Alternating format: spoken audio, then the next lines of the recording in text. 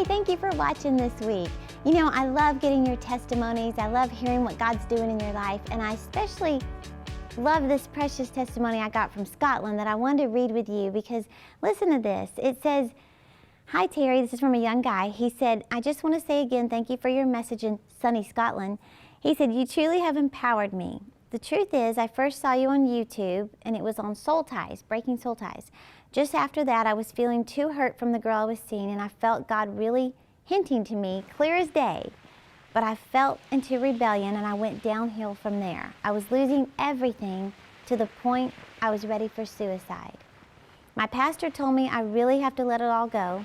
And then just a few weeks later, you came to my church in Scotland. And I honest to God think you were there enforcing what God was saying to me about the mess I got myself in. You impacted me that day. My life has changed. I have a new life and I'm rising on eagle's wings." He said, "I feel you saved my life with your message. God used you to save me. Now I'm growing day by day, learning to be the braveheart Scot in Christ I'm supposed to be." Isn't that precious? I love that. I love how God can get to people. You know, even if God sent me to Scotland for that one young man, it was so worth it. But you know, I love to encourage people to pick yourself up, pull your shoulders back, hold your head up, and start walking out your destiny. No matter how old you are, no matter what's happened in your past, you have a destiny. In fact, listen to this. I thought this was pretty cool. It's really short. It's a lady named Jennifer from Michigan, and she says, "God bless you and thank you. I listened to your podcast on being a level 10 when you discover what you're called to do, and I realized I wanted to illustrate books since I was a little girl. So I've already started." She said, "I sat down with my drawing tools and I'm going after my gift. I am a doctor," she said, "and would love to become a successful illustrator of children's books. That would be fun, not necessarily work. Thank you, Terry. I had almost let that slip." Well, I love to hear that because, you know, there is a connection between your passion, your purpose, and your potential. But, you know, you have to be the one to wake up and answer the call of God for your life. You know, I like to tell the story how when I was in high school, my parents, this was before cell phones, my parents had their own phone line and me and my sister had our own phone line. Well, every morning for school, my mom would call my bedroom. I'd say hello and she'd say, "This is your wake-up call." Every morning. That was her cute little way of waking me up. "This is your wake-up call." Well, you know, you have to answer your wake-up call. To say, "God, I am not going to sit on the sidelines. I'm not going to let everybody pass me by pursuing the plan of God. I'm going to wake up and answer it."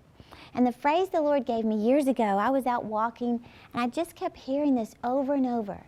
Your calling is calling. Your calling is calling. And you know, I ran home, I grabbed my journal and my pen and I actually wrote that down. Your calling is calling. And I put a little period. But then all of a sudden I heard the Lord say, "Now lead them into theirs." And I was like, "Lead them? Them who?" It was you he was talking about. Part of my purpose is leading you into discovering the plan of God for your life and fulfilling that assignment. Well, you know, just with a cell phone, you can choose to ignore the call or you can choose to pick it up. Most of the time, personally, I choose to ignore the call.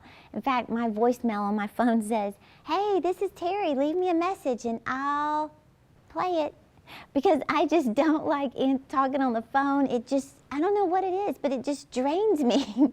I love to text, I love to send pictures, but answering calls wears me out. Well, you have to make a decision to answer the call of God. And let me just read this to you, and maybe you can relate to this. In Isaiah, he wrote this. He said, "I have labored to no purpose. I have spent my strength in vain and for nothing."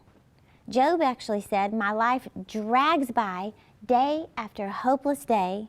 I give up. I'm tired of living. Leave me alone. My life makes no sense." Well, it sounds kind of depressing to read that, but you know, honestly, those sound like my old journals years ago when I would write how miserable I was. Nothing about my life was changing. Year after year, everything was the same. Well, years ago, it was actually in 2009, I was just sitting in my office one day and I felt like the Lord told me to just imagine 10 years into the future. Like honestly imagine that it was 2019. And I even added up my age, which kind of startled me. I added up how many years I'd been married. I added up how old my daughter would be in 2019. And the Lord told me, if nothing changes and you keep doing what you're doing today, what would your life be like? And I don't know, it was pretty anointed the way I wrote it, because I just shared reality. If I do not change anything, and it's 10 years from right now, I keep doing what I'm doing today, am I happy with my life, or am I frustrated? And to be honest with you, I was utterly miserable. When I painted out that scenario, and I challenge you to do the same thing, if you do not change one thing about what you're doing right now, will you be happy with your circumstances, with your reality 10 years from now? Well, you know, John Maxwell made this statement. He said, if you were told that you had 6 months left to live, what would you do? He said, whatever your answer is, that's your dream. Now think about that. You can get comfortable with where you are, and that was my challenge at the time. My life wasn't bad. It's not that I had a miserable, horrible life. It was just that I was comfortable, and I was coming up against that, you know, that obstacle or that confrontation of, am I going to go with what God's put in my heart to do, face the fears that are staring me in the face, or am I going to stay comfortable? So, you know, if you were to really do what John Maxwell said, imagine you had 6 months left to live, how would you answer that question? Would you say, I'm going to finish the book that I started and never, you know, put the period on? I'm going to finish that book. Or would you say, I'm going to go get a second job to pay off the debt so my family's not left with that? Would you get the life insurance you've been talking about? Would you step up and preach that message that's in your heart, but you've allowed fear to stop you from preaching? What is it that you would make yourself do if you were told you have 6 months left to live? You know, Rick Warren said this, from the Bible, we can surmise that God will ask us 2 crucial questions when we stand before Him. Number 1, what did you do with my son Jesus? Did you tell anybody about Jesus? Number 2, what did you do with the gifts I gave you?